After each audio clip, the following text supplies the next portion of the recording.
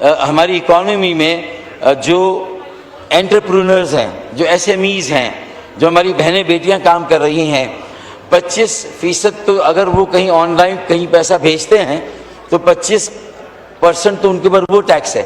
پھر جو courier service کے ذریعے جب اپنی مصنوعات کو بھیجتے ہیں تو 4% کا فلیٹ ٹیکس ہو گیا. 90% آپ کا جو کک اسٹارٹ بزنس شروع ہوا تھا پورے پاکستان میں 80 to 90% ختم ہو گیا. میں اس لیے توجہ دلا رہا ہوں کہ اگر آپ معاشی طور پر نہیں مضبوط ہوں گے، اپنے پیروں پر نہیں کھڑے ہوں گے، تو اسی طرح کیا ہم لوگوں کی جانوں کا نذرانہ دیتے رہیں گے؟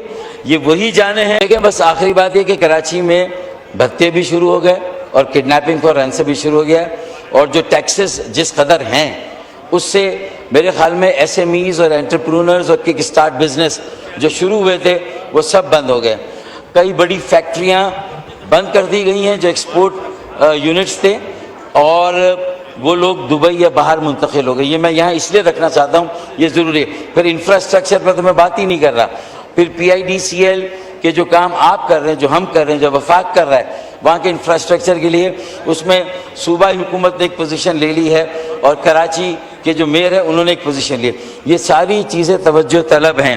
میں اب نیشنل کاؤنٹر ٹیررزم پالیسی جو 2015 میں ہم سب نے مل کر وضع کی تھی، اگر یہ دہشت گردی کی افریت اس لیول پہ پہنچ گئی ہے تو میں چاہوں گا کہ وزیر اعظم صاحب اور فیلڈ مارشل صاحب اور ISI کے سربراہ جنرل عاصم ملک اگر ایوان میں آ کر ان کیمرہ ہمیں بریفنگ دینا چاہتے ہیں تو میرے خیال میں ہمیں اس کا خیر مقدم کرنا چاہیے. ٹھیک ہے. اور ہمارے